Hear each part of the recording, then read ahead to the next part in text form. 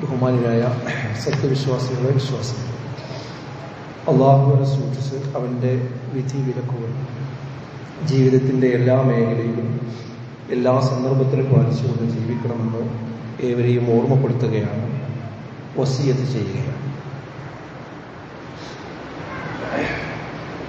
കണ്ണുള്ളവർക്ക് കാണാനും, കാതുള്ളവർക്ക് കേൾക്കാനും, ഹൃദയമുള്ളവർക്ക് ചിന്തിക്കാനും പാകത്തിൽ ഇതിലപ്പുറം ഒരവസരം ഇനി വരാനില്ല. ഇങ്ങനെ പറയാനുള്ളൊരു സാഹചര്യം ഞാൻ പറയാം. അള്ളാഹുവിനെ മാത്രം പ്രാർത്ഥിക്കണമെന്ന് നമ്മുടെ സമുദായത്തിലെ ആളുകളോട്, സാധാരണക്കാരോടൊക്കെ നമ്മൾ പറഞ്ഞാൽ അവർ സാധാരണ തിരിച്ചു പറയാറുള്ള ഒരു കാര്യം, ഞങ്ങൾ അള്ളാഹുവിനോട് തന്നെയാണ് പ്രാർത്ഥിക്കുന്നത്, പിന്നെ മുഹീദ്ദീൻ ഷെയ്ഖ് ബദരീങ്ങളെ രക്ഷിക്കണേ എന്നൊക്കെ ഞങ്ങൾ പറയുന്നത് അവര് ഇലാഹാണ് എന്ന വിശ്വാസത്തോടു കൂടി അല്ല എന്നാണ്. അതുകൊണ്ട് കുഴപ്പമില്ല എന്ന ന്യായം പറഞ്ഞുകൊണ്ടാണ് അള്ളാഹ് അല്ലാത്തവരോട് അള്ളാഹുവിനോട് ചോദിക്കുന്ന കാര്യങ്ങൾ പലപ്പോഴും ചോദിക്കാറുള്ളത്. പിന്നെ എന്തിനാണ് നിങ്ങൾ അള്ളാഹുവിനോട് ചോദിക്കുന്നത്, മറ്റുള്ളവരോട് ചോദിക്കുന്നത് എന്ന് ചോദിച്ചാൽ അത് അവര് അള്ളാഹുവിലേക്ക് ഞങ്ങൾ അടുപ്പിക്കാനാണ്. മാ നഅ്ബുദുഹും ഇല്ലാ ലിയുഖർരിബൂന ഇലല്ലാഹി സുൽഫ, അതായത് അള്ളാഹുവിലേക്ക് അടുപ്പിക്കാൻ വേണ്ടിയാണ് എന്നാണ് അവർ ന്യായം പറഞ്ഞിരുന്നത്. അല്ലെങ്കിൽ വയഖൂലുന ഹൗലാഇ ശഫാഉന ഇൻദല്ലാഹ്, അള്ളാഹിന്റെ അടുക്കൽ ഇവർ അതൊരു ശുപാർശ പറയുന്നു വിചാരിച്ചിട്ടാണ് ഞങ്ങൾ എന്ത് ചെയ്യുന്നത്, ഇവരോട് പറയുന്നത്. അല്ലാതെ അവർ അള്ളയാണ്, അവർ പടച്ചവനാണ് എന്നൊന്നും കരുതിയിട്ടല്ല എന്ന ഒരു ന്യായം പറഞ്ഞുകൊണ്ടാണ് അവർ ആ പ്രവൃത്തി തന്നെ തുടർന്നു പോകാറുള്ളത്.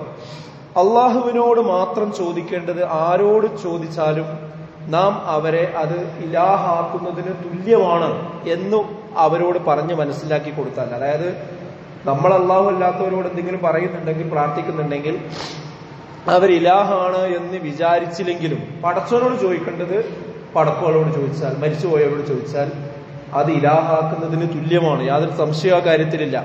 അപ്പോഴവർ പറയുന്നത് അവർ പടച്ചവനാണ് എന്നൊന്നും ഞങ്ങൾ വിശ്വസിക്കുന്നില്ല, അത് അവർക്ക് കൊടുത്ത കഴിവിൽ നിന്നാണ് ഞങ്ങൾ ചോദിക്കുന്നത് എന്നാണ് പറഞ്ഞ് രക്ഷപ്പെടാൻ ശ്രമിക്കാറുള്ളത്, അല്ലെങ്കിൽ ആ പ്രവൃത്തി തുടരാൻ ശ്രമിക്കാറുള്ളത്. ഇവിടെയും നമ്മൾ മനസ്സിലാക്കേണ്ടത് കാര്യകാരണ ബന്ധങ്ങൾക്ക് അതീതമായി രക്ഷിക്കാനും ശിക്ഷിക്കാനുമുള്ള കഴിവ് അള്ളാഹു ആർക്കും കൊടുത്തിട്ടില്ല. അതാണ് നമ്മൾ മനസ്സിലാക്കേണ്ട ഒരു കാര്യം. നമുക്ക് തിന്നാനും കുടിക്കാനും ഓടാനും ചാടാനും അങ്ങനെയുള്ള ഓരോ ജീവജാലങ്ങൾക്കും അതിൻ്റെതായ പ്രകൃതവും കഴിവും ആ രീതിയിലുള്ള കാര്യങ്ങൾ കൊടുത്തിട്ടുണ്ട്. മറിച്ച് കാര്യകാരണ ബന്ധങ്ങൾക്ക് അതീതമായ രീതിയിൽ നമ്മളെ രക്ഷിക്കാനോ മറ്റൊരാളെ ശിക്ഷിക്കുവാനോ ഉള്ള കഴിവ് ഈ സൃഷ്ടികൾക്ക് പടച്ച തമ്പുരാൻ ഒരാൾക്കും ആ കഴിവ് കൊടുത്തിട്ടില്ല. ഇത് പറഞ്ഞ് മനസ്സിലാക്കുമ്പോൾ അവർ പറയും, എന്നാ മുഅ്ജിസത്തില്ലേ, കറാമത്തില്ലേ, അതിനെയൊക്കെ നിങ്ങൾ നിഷേധിക്കുകയാണോ എന്നാണ് പിന്നെ ചോദിക്കാറുള്ളത്. കറാമത്തിനെയും മുഅ്ജിസത്തിനെയും ഒന്നും ആരും ഇവിടെ വിമർശിക്കുന്നില്ല, അതിനെ പിന്നെ അവിശ്വസിക്കുന്നില്ല. മുഅ്ജിസത്ത് എന്ന് പറഞ്ഞാൽ എന്താ? അത് പ്രവാചകന്മാർക്ക് അവർ പ്രവാചകന്മാരാണ് എന്ന് സാധാരണക്കാർക്ക് ബോധ്യപ്പെടാൻ കൊടുത്ത തെളിവുകളാണ്. ആ തെളിവുകൾ ഒരിക്കലും തന്നെ അവർക്ക് തോന്നുമ്പോൾ അവർ നടപ്പാക്കുന്നതല്ല. അതിന്റെ ഉടമസ്ഥൻ അള്ളയാണ്. അള്ളാഹ് അവരിലൂടെ അത് പുറത്തേക്ക് കൊണ്ടുവരുന്നു എന്ന് മാത്രം. അത് അവരുടെ സ്വതന്ത്ര അധികാരത്തിൽപ്പെട്ട കാര്യമേ അല്ല. അതുപോലെ കറാമത്ത് എന്ന് പറഞ്ഞാൽ എന്താ? മഹാന്മാരിലൂടെ അള്ളാഹു വെളിപ്പെടുത്തുന്ന ചില അത്ഭുതങ്ങളാണ്. അതിലും തന്നെ ആ മഹാന്മാർക്ക് പ്രത്യേകിച്ച് ഒരു കഴിവുമില്ല, അവർക്ക് അതിൽ ഒരു ഇടവുമില്ല. അത് അവരിലൂടെ അള്ളാഹു പ്രകടമാക്കുന്ന കാര്യങ്ങൾ മാത്രമാണ്. അപ്പോ മുഅ്ജിസത്തിനെയും കറാമത്തിനെയും ആരും ഇവിടെ തള്ളുന്നില്ല. അത് ഇസ്ലാം പറഞ്ഞ അതിർവരമ്പുകൾക്കുള്ളിൽ വിശ്വസിക്കുക തന്നെ ചെയ്യുന്നുണ്ട്. പക്ഷെ ആ ന്യായം പറഞ്ഞുകൊണ്ട് അള്ളാഹിനോട് മാത്രം പ്രാർത്ഥിക്കേണ്ടടുത്ത് വേറെയുള്ള പടപ്പുകളോട് പ്രാർത്ഥിക്കുക എന്നുള്ളത് എന്തല്ല, ശരിയായ രീതിയല്ല. കാരണം എന്താ? അതൊന്നും അവർക്ക് വിട്ടുകൊടുത്ത സ്വതന്ത്രമായ കഴിവുകളല്ല. അപ്പൊ ഒരൊറ്റ ഉദാഹരണം ഞാൻ പറയാം, വേഗം മനസ്സിലാവും. മൂസാ നബി അലൈഹി സ്വലാത്തു വസ്സലാമയുടെ ചരിത്രം അറിയാത്ത മുസ്ലിമീങ്ങൾ ആരുണ്ടാവുക?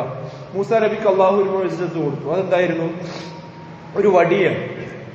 ആ വടി മൂസാ നബി സാധാരണ ഉപയോഗിച്ചിരുന്നത് ആടുകൾക്ക് ഇല പൊഴിച്ചു കൊടുക്കാൻ വേണ്ടി അത് ഉപയോഗിച്ച്, അതുപോലെ തന്നെ നടക്കുന്ന സമയത്ത് കുത്തിപ്പിടിച്ച് നടക്കാനൊക്കെയാണ് ഉപയോഗിച്ചിരുന്നത്.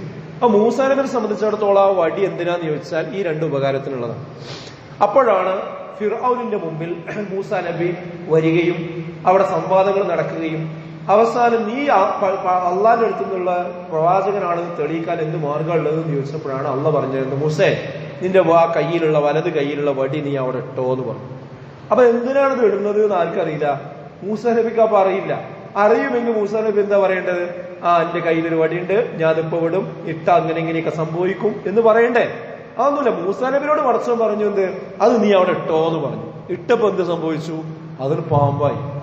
പാമ്പായപ്പോഴാണ് മൂസാ നബിക്ക് അടക്കം അറിയുന്നത് എന്ത്, ഈ വടി നിലത്തിട്ടാണ് പാമ്പാവുന്നുള്ളത്. അതിന്റെ കാരണം തെളിവ് ഞാൻ പറഞ്ഞുതരാം. ഖുർആൻ പറയുന്ന നോക്കി നിങ്ങൾ ആ സന്ദർഭം. അതാ പാമ്പായ സമയത്ത് മൂസാ നബി എന്ത് ചെയ്യും, മനസ്സിൽ വല്ലാതെ പേടിച്ചു പോയി എന്നുള്ളതാണ്, ഭയപ്പെട്ടു പോയി എന്നാണ്. അല്ലാഹു പറയാ, ഭയപ്പെടേണ്ട മൂസ, ഈ മത്സരത്തിൽ നീ തന്നെയാണ് ജയിക്കുക, യാതൊരു പ്രശ്നം വേണ്ട എന്ന് അള്ളാഹു മൂസാ നബിയെ ആശ്വാസപ്പെടുത്തുകയാണ്. ഇതിൽ പഠിക്കേണ്ട പാടെന്താ?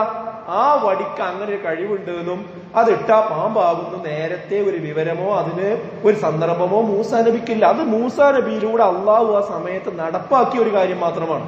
ഇനി അതേ വടി നോക്കൂ നിങ്ങൾ. അവിടെ നിന്ന് മൂസാ നബിയും കൂട്ടിന് രക്ഷപ്പെട്ട് ഓടുകയാണ് ഫിറോനിൽ നിന്ന്. പിന്നെ ഫിറോനും ഹാമാനും അവന്റെ സംഘവും ഉണ്ട്. അവസാനം കടലിന്റെ വക്കത്തെത്തി. കടലിന്റെ വക്കത്തെത്തിയപ്പോ കൂടെയുള്ള ആൾക്കാരെന്താ പറഞ്ഞേ?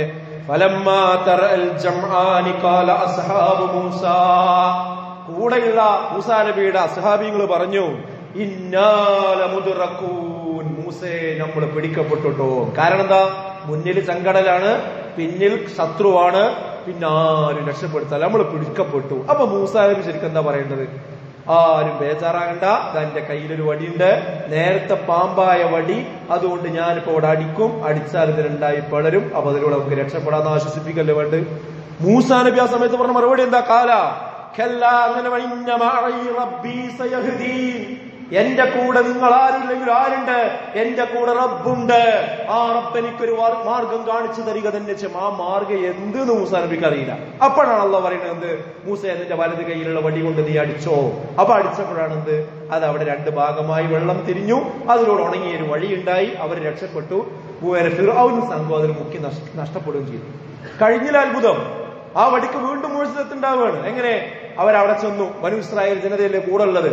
അപ്പൊ അവർക്ക് വെള്ളം വേണം, അവർക്ക് അരുവികൾ വേണം, 12 തലമുറകൾ അവരുണ്ട്. അപ്പൊ മൂസാ നബി എന്താ പറഞ്ഞത്? നിങ്ങൾക്ക് ഇപ്പൊ വെള്ളം തരാം, ഞാൻ ഈ വടി കൊണ്ടിതാ ഈ പാറം പഠിച്ച 12 ഉറവുകൾ പൊട്ടും, ഭയപ്പെടണ്ടെന്നാണോ പറഞ്ഞ്? അല്ല, മൂസാ നബിയോട് അള്ളാഹ് അടിക്കാൻ പറഞ്ഞു, അടിച്ചു. അപ്പൊ ആ വടിക്ക് 3ാമത്തെ ഗുണമാണ് ഉണ്ടായത്.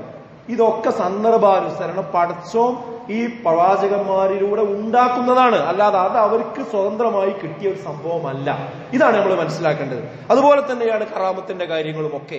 അപ്പൊ ഇത് ഇങ്ങനെ മനസ്സിലാക്കി പറഞ്ഞു കൊടുത്താലും പറയുന്നത്, എന്നാലും അതിനെ ന്യായീകരിച്ചിട്ട് പറയുന്നത്, ഇങ്ങനെ പോയാൽ അവസാനം പിന്നെ നമ്മൾ അവരോട് പലപ്പോഴും പറയാറുണ്ട്, നിങ്ങൾ ഇങ്ങനെ ഈ മോചിതത്തിനെയും കറാമത്തിനെയൊക്കെ വെച്ച് ന്യായീകരിച്ചുകൊണ്ട് അള്ളല്ലാത്തവരോട് പ്രാർത്ഥിച്ചു പോവുകയാണെങ്കിൽ അവസാനം ഈ ഔലിയാക്കന്മാരൊക്കെ പിടിച്ചുകൊണ്ട് നിങ്ങൾ പടച്ചോനാക്കും, പടച്ചോനാണെന്ന് പറയുന്ന അവസ്ഥ വരാം എന്ന് പറയുമ്പോൾ അവർ പറയേ ഒരിക്കലുമില്ല, അങ്ങനെയൊന്നും ഞങ്ങൾ ചെയ്യൂല, അവർ പടച്ചോനാണെന്ന് ഞങ്ങൾക്ക് വിശ്വാസമല്ല, രണ്ടല്ലെന്ന് വിശ്വസിച്ചാലേ കുഴപ്പമുള്ളൂ എന്നൊക്കെ പറഞ്ഞ് വീണ്ടും ന്യായീകരിക്കണം. പക്ഷേ അതിന്റെ ലക്ഷണങ്ങൾ ഏതാനും കാലമായിട്ട് നമ്മളെ കേരളത്തിൽ തുടങ്ങി കഴിഞ്ഞിട്ടുണ്ട്. എന്താ? അള്ളാനെ പോലെ ഇവർക്കും കഴിവുണ്ട് എന്ന് പറയുന്ന കുറെ അനുഭവങ്ങൾ നമ്മൾ കണ്ടു.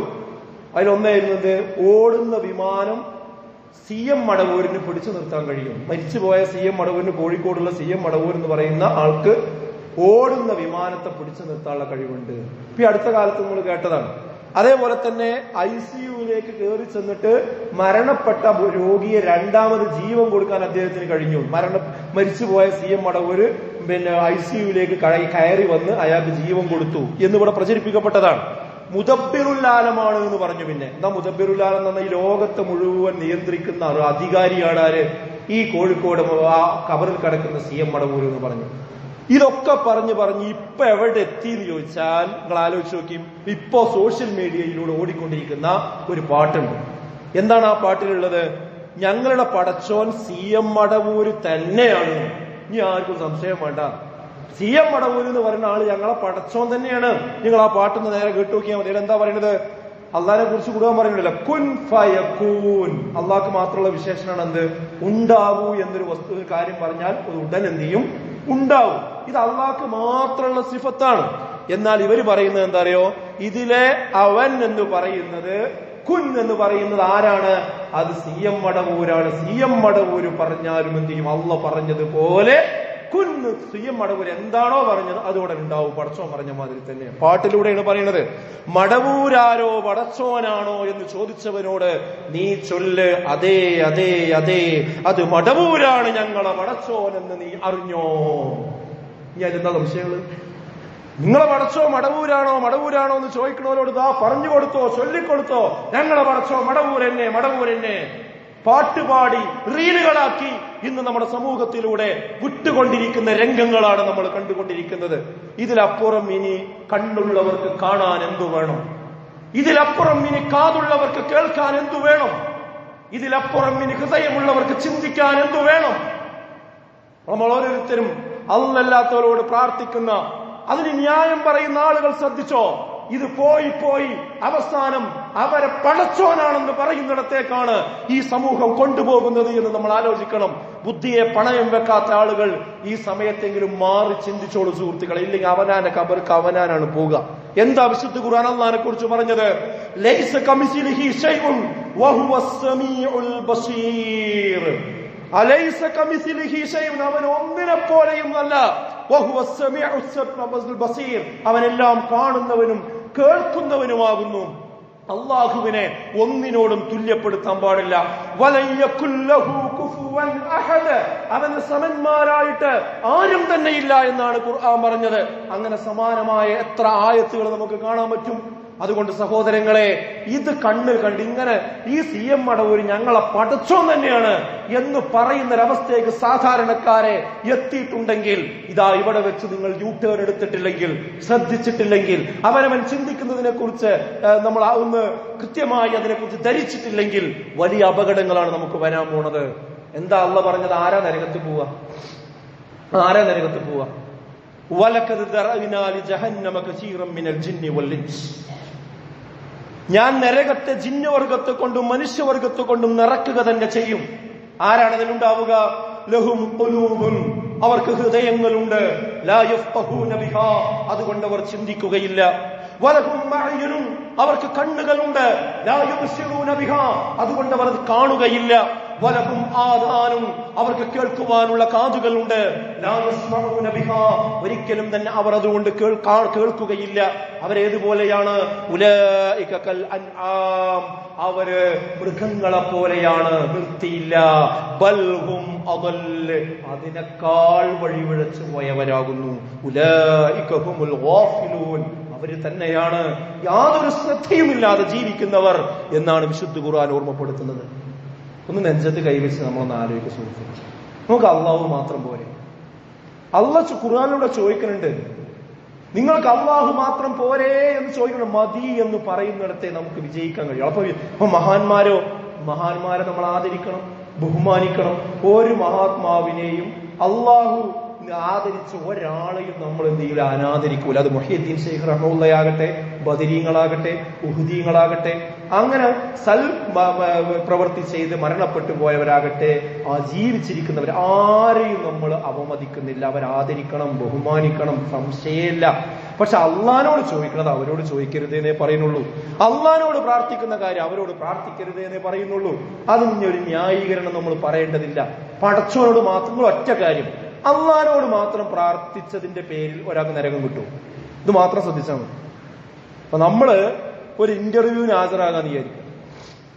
വലിയൊരു ജോലിയാണ്, നല്ല ശമ്പളമുള്ള ഒരു ജോലിയുള്ള ഇന്റർവ്യൂവിന് ഹാജരാകുക.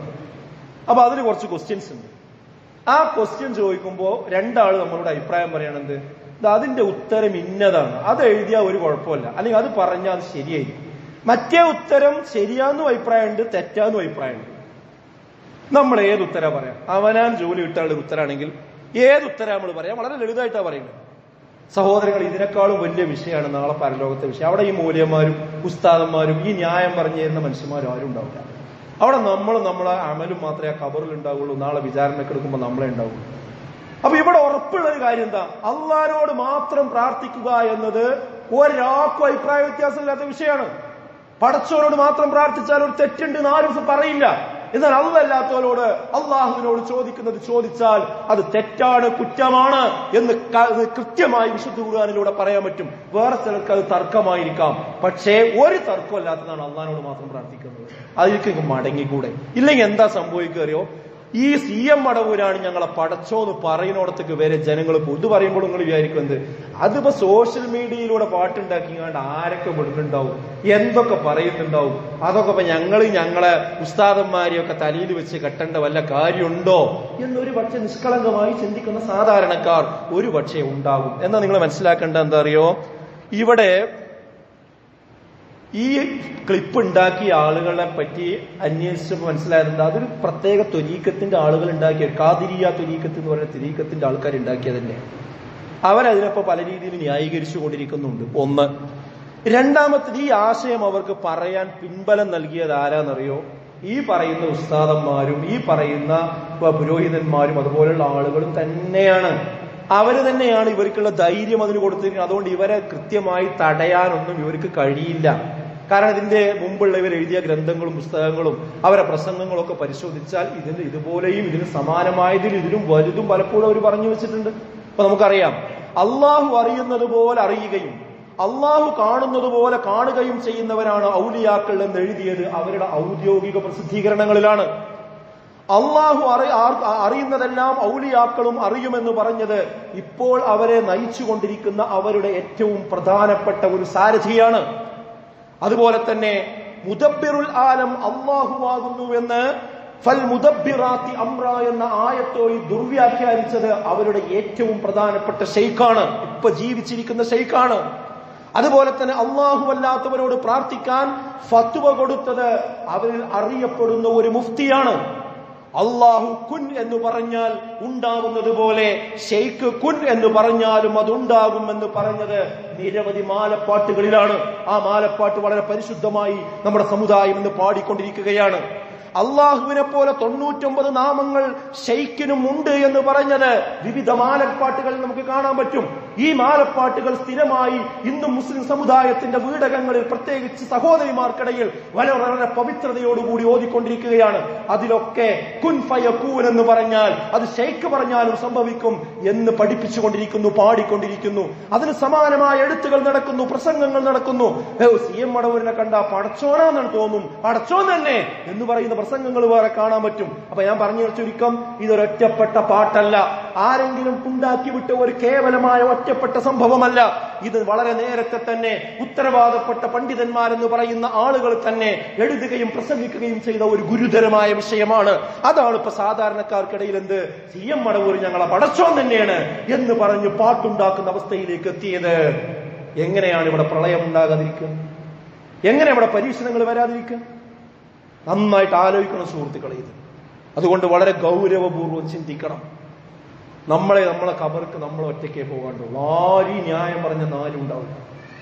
ചില്ലർ കളി അള്ളാനോടാണ് നല്ലോണം കാത്തുള്ളൂ. ഈ ആൾക്കാർ അള്ളയാണെന്നൊക്കെ പറയാന്ന് പറഞ്ഞാൽ എന്തത് ഗൗരവം? അതുകൊണ്ട് സ്വന്തം ആലോചിക്കുക, പടച്ചവനോട് മാത്രം പ്രാർത്ഥിക്കുക.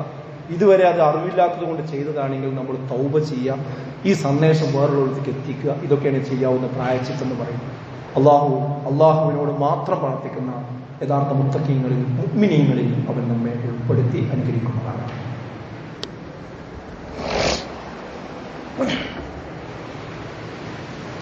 അൽഹംദുലില്ലാഹ് വസ്സലാത്തു വസ്സലാമു അലാ റസൂലില്ലാഹ് വഅലാ ആലിഹി വസഹ്ബിഹി അജ്മഈൻ. ബഹുമാനരായ സത്യവിശ്വാസികളെ, വിശ്വാസികൾ, അള്ളാഹുവിനെ സൂക്ഷിച്ച് ജീവിക്കണമെന്ന് ഒരിക്കൽ കൂടി ഓർമ്മപ്പെടുത്തുകയാണ്, വസിയത്ത് ചെയ്യുകയാണ്. വിശ്വാസത്തിൽ ശിർക്ക് വരുമോ?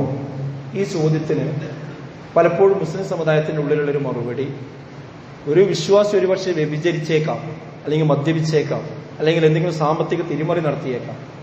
പക്ഷെ അവന് ശിർക്ക് വരുമോ എന്ന് ചോദിച്ചാൽ അത് വരുമെന്ന് സമ്മതിക്കാൻ പലപ്പോഴും ആളുകൾ തയ്യാറല്ല. അത് വളരെ വിദൂരമായൊരു സാധ്യത ഉള്ളത് പോലെയാണ് പലപ്പോഴും അവതരിപ്പിക്കുക.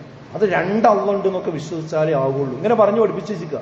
ഇപ്പൊ 2 അള്ളണ്ട് എന്നല്ല, അള്ളന്നെ ബല എന്നാ പറയുന്നത്. എന്നാലും ന്യായീകരിക്കും. ഇനി ചോദിച്ചു നോക്കി, എന്നാലും ന്യായീകരണം കൊണ്ടുവരുന്നത് എന്താ? വിശുദ്ധ ഇസ്ലാമിക പ്രമാണങ്ങൾ പറഞ്ഞത്, വമാ യുഅ്മിനു അക്സറുഹും ബില്ലാഹി ഇല്ലാ വഹും മുശ്രികൂൻ. അവരിൽ മഹാഭൂരിപക്ഷം, കുറച്ചല്ല, മഹാഭൂരിപക്ഷം ആളുകളും അള്ളാഹുവിൽ പങ്കു ചേർത്തുകൊണ്ടല്ലാതെ വിശ്വസിക്കുന്നില്ല. ഒന്ന് ഓർത്തു വെക്കുക. അല്ലദീന ആമനൂ വലം യൽബിസൂ ഈമാനഹും ബിളുൽമിൻ ഉലൈക ലഹുമുൽ അംനു വഹും മുഹ്തദൂൻ. ഈമാനിൽ ളുൽമ് കലർത്താത്തവരാരാണോ അവർക്കാണ് ഹിദായത്തിന് നിർഭയത്വം ഉണ്ടാവുള്ളൂ. എന്താ ദുൽമ്? ശിർക്ക് കലർത്താത്ത ആൾക്കാർ. അപ്പൊ ശിർക്ക് കലരാൻ സാധ്യത ഉണ്ട് എന്നാണ് ഇസ്ലാമിക പ്രമാണങ്ങൾ നമ്മൾ മനസ്സിലാവുള്ളൂ. പേടിക്കണം. ഈ ഒരു സംഭവം നോക്കൂ നിങ്ങൾ. പ്രവാചകന്റെ കാലത്തുള്ള ഒരു സംഭവമാണ്. പ്രവാചകന്റെ കാലത്തെ വിശ്വാസികളിൽ പോലും ഇത്തരം ചില ചിന്തകൾ ഉണ്ടായി എന്ന് പറയുമ്പോൾ ഈ പിൽക്കാലഘട്ടത്തിൽ പിന്നെ പറഞ്ഞിട്ട് കാര്യമുണ്ട്. ഒരു സംഭവം ഞാൻ പറഞ്ഞുതരാം. അബൂ വാഖിദുൽ ലൈസ് റളിയല്ലാഹു അൻഹു നിവേദനം ചെയ്യുന്ന സംഭവമാണ്. അദ്ദേഹം പറയാണ്, ഞങ്ങൾ നബി സല്ലല്ലാഹു അലൈഹി വസല്ലമയുടെ കൂടെ ഹുനൈൻ യുദ്ധത്തിന് വേണ്ടി പുറപ്പെട്ടു. അവിശ്വാസത്തിൽ നിന്ന് ഞങ്ങൾ അടുത്ത കാലത്ത് മാത്രം ഇസ്ലാമിൽ പ്രവേശിച്ച ആളുകളായിരുന്നു. മുശ്രിക്കുകൾക്ക് ഒരു വൃക്ഷമുണ്ടായിരുന്നു. അവർ അതിനടുത്ത് ഭജനമിരിക്കും, അതിന്മേൽ അവരുടെ ആയുധങ്ങൾ ബന്ധിപ്പിക്കുകയോ ഒക്കെ ചെയ്യാറുണ്ട്. ദാത്തു അൻവാത്ത് എന്ന പേരിലാണ് ആ മരം അറിയപ്പെട്ടിരുന്നത്. അപ്പൊ അതിന്മേൽ വാള് അത് കൊളുത്തിയിട്ട് എടുത്ത് അതിന് എന്തൊരു ബർക്കത്തുണ്ട് എന്നുള്ള വിശ്വാസം ആളുകൾക്ക് ഉണ്ടായിരുന്നു. അങ്ങനെ സംഭവം അവിടെ ഉണ്ട്. അപ്പൊ ഞങ്ങൾ തിരുമേനിയോട് പറഞ്ഞു, ഫഖുൽനാ യാ റസൂലല്ലാഹ്, അല്ലാഹുവിന്റെ പ്രവാചകരെ, ഇജ്അൽ ലനാ ദാത്തു അൻവാത്ത്, അവർക്കുള്ളത് പോലെ ഒരു ദാത്തു അൻവാത്ത് ഞങ്ങൾക്കും വേണം. അത് ഞങ്ങൾക്ക് വേണ്ട, അത് മുശ്രിക്കീങ്ങളാണ്. അതേപോലെ വേറൊരു മരം, വിശ്വാസികൾക്ക് വേറൊരു മരം ഞങ്ങൾക്കും വേണം. അപ്പൊ കാല റസൂലുള്ളാഹി, അപ്പൊ റസൂലുള്ളാഹി പറഞ്ഞു, അല്ലാഹു അക്ബർ, അല്ലാഹു തന്നെയാണ് വലിയവൻ. വല്ലദീ നഫ്സി മുഹമ്മദിൻ ബിയദിഹി കമാ ഖാലത് ബനൂ ഇസ്രായീൽ ലമൂസ ഇജ്അൽ ലനാ ഇലാഹൻ കമാ ലഹും ആലിഹ. മുഹമ്മദിന്റെ ആത്മാവിനെ നിയന്ത്രിക്കുന്നവൻ തന്നെയാണ് സത്യം. ഇത് മൂസയോട് ഇസ്രായേലിയർ അവർക്ക് പല ഇലാഹുകൾ ഉള്ളതുപോലെ ഞങ്ങൾക്കും ഒരു ഇലാഹിനെ നിശ്ചയിച്ചു തരിക എന്ന് ആവശ്യപ്പെട്ടതിന് സമമാകുന്നു നിങ്ങൾ പറഞ്ഞത്. ശ്രദ്ധിക്കണം, ആ മരം ഇലാഹാണ് എന്നൊന്നും ഇവർ വിശ്വസിച്ചിട്ടില്ല. പക്ഷെ അതിനൊരു പ്രത്യേകം കൊളുത്തിലെടുത്ത ഒരു വർക്കത്ത് കിട്ടുമെന്ന് വിശ്വസിച്ചാൽ അതെന്തായി? ഇലാഹായി. ഇത് മൂസാ നബിയോട് അവരുടെ സമുദായം ഞങ്ങൾക്കൊരു ഇലാഹിനെ വേണമെന്ന് പറഞ്ഞതിന് സമാനമാണ്. എത്ര ഗുരുതരമായ മറുപടിയാണ് നിങ്ങൾ ആലോചിച്ച് നോക്കൂ. നിശ്ചയം നിങ്ങൾക്ക് മുമ്പുള്ളവരുടെ ചര്യയെ നിങ്ങൾ പിന്തുടരുന്നതാണ്. ഇത് റസൂലുള്ളാന്റെ കാലത്ത് ഇങ്ങനെ ചെറിയൊരു ലാഞ്ചന ഉണ്ടായിട്ടുണ്ടെങ്കിൽ ഈ കാലത്ത് എത്രത്തോളം ഉണ്ടാവും? എന്താ റസൂലുള്ള പറഞ്ഞത്? അയ്യുഹന്നാസേ, ജനങ്ങളെ, ഇത്തഖൂ ഹാദ ശിർക്ക് ഫഇന്നഹു അഖ്ഫാ മിൻ ദബീബിൻ നംൽ, പാറയിലൂടെ ഉറുമ്പ് അരിച്ചു വരുന്നത് പോലെ നിങ്ങൾ അറിയാതെ നിങ്ങളുടെ ജീവിതത്തിലേക്ക് എന്ത് വരും? ശിർക്ക് അരിച്ചു വരിക തന്നെ ചെയ്യും. വരൂല എന്നല്ല പറഞ്ഞത്, നമ്മൾ അറിയാതെ വരാൻ സാധ്യതയുണ്ട്. ഈ ഒരു സമുദായം എന്നുള്ളവർക്ക് എന്താ അവസ്ഥ? അൻ സൗബാൻ ഖാല റസൂലുള്ളാഹി സ്വല്ലല്ലാഹു അലൈഹി വസല്ലം, ലാ തഖൂമു സ്സാഅ, ഖിയാമത്ത് നാൾ വരില്ല, ഹത്താ തൽഹഖ ഖബായിലു മിൻ ഉമ്മത്തി ബിൽ മുശ്രിക്കീൻ, മുശ്രിക്കീങ്ങളുമായി എന്റെ ഉമ്മത്തിൽ നിന്ന് ഒരു വിഭാഗം താദാത്മ്യം പ്രാപിക്കുന്നത് വരെ, ഹത്താ തഅബുദു ഖബായിലു മിൻ ഉമ്മത്തി അൽ ഔസാൻ, വിഗ്രഹങ്ങളെ എന്റെ ഉമ്മത്ത് ആ വിഗ്രഹങ്ങളോട് പ്രാർത്ഥിക്കുന്നത് വരെ, ആരാധിക്കുന്നത് വരെ ഖിയാമത്ത് നാൾ സംഭവിക്കില്ല. അതുവരെ നടക്കുന്ന പറയണം. എത്ര ആളുകളുണ്ട് ആ രീതിയിലേക്ക്? പല സ്ഥലത്തും കുട്ടികൾ പോയിട്ട് കുട്ടികൾ ഉണ്ടായില്ലെങ്കിൽ വേറെ സ്ഥലം തേടി പോകുന്ന അവസ്ഥയ്ക്ക് ഇപ്പൊ തന്നെ ഇല്ലേ? പിന്നെ ഇപ്പൊ പടച്ചോനെന്നും പറയുന്ന അവസ്ഥയ്ക്ക് എത്തുക ഖിയാമത്ത് നാളിന്റെ ലക്ഷണമാണ് നോക്കി. അതുകൊണ്ട് സുഹൃത്തുക്കളെ, നമ്മൾ നമ്മുടെ കബറിൽ ഒറ്റയ്ക്കേ ഉണ്ടാവുള്ളൂ. അതുകൊണ്ട് നമ്മൾ അവിടെ രക്ഷപ്പെടണമെങ്കിൽ, നാളെ പരലോകത്ത് രക്ഷപ്പെടണമെങ്കിൽ അള്ളാഹിനോട് മാത്രം പ്രാർത്ഥന. ഈ പ്രാർത്ഥന പഴച്ചാൽ പിന്നെ നിസ്കരിച്ചിട്ട് കാര്യമില്ല, നോമ്പ് വിട്ടിട്ട് കാര്യമില്ല, സക്കാത്ത് കൊടുത്തിട്ട് കാര്യമില്ല, എന്ത് ചെയ്തിട്ടും കാര്യം, എല്ലാം പഴച്ചു പോകും. അതുകൊണ്ട് ഈ ഒരു സന്ദർഭം നമ്മൾ മുന്നിൽ വെച്ച്, അതായത് നമ്മൾ പിന്നെ വിശ്വസിക്കുന്ന പണ്ഡിതന്മാരും ആളുകളും പുരോഹിതന്മാരും ഒക്കെ ഈ CM മടവൂരൊക്കെ പടച്ചോൻ തന്നെയാണ് എന്ന് പറയുന്നൊരു സാഹചര്യത്തിലേക്ക് എത്തുമ്പോൾ ഇതെങ്കിലും കണ്ടിട്ട് ചിന്തിക്കാൻ കഴിഞ്ഞിട്ടില്ലെങ്കിൽ നമുക്ക് ഇനി ഒരു അവസരം കിട്ടിക്കൊള്ളുന്നില്ല. അതുകൊണ്ട് നമ്മളെ കുടുംബത്തിലൊക്കെ ഇങ്ങനെ വിശ്വസിക്കുന്ന ആളുകളുണ്ടെങ്കിൽ അവരോടൊക്കെ ഈ കാര്യങ്ങൾ പറഞ്ഞു കൊടുക്കുക, മനസ്സിലാക്കി കൊടുക്കുക, എന്നിട്ട് അവരെ ശരിയായ തൗഹീദിലേക്ക് കൊണ്ടുവരും. അള്ളാഹു അങ്ങനെയുള്ള യഥാർത്ഥ മുത്തഖികളിൽ മുഅ്മിനുകളിൽ നമ്മേവരെയും ഉൾപ്പെടുത്തി അനുഗ്രഹിക്കുമാറാകട്ടെ. നമ്മുടെ ജീവിതത്തിൽ വന്നുപോയ ചെറുതും വലുതുമായ എല്ലാ പാപങ്ങളും അള്ളാഹു നമുക്ക് വിട്ടുകൊടുത്ത് മാപ്പാക്കി തരുമാറാകട്ടെ.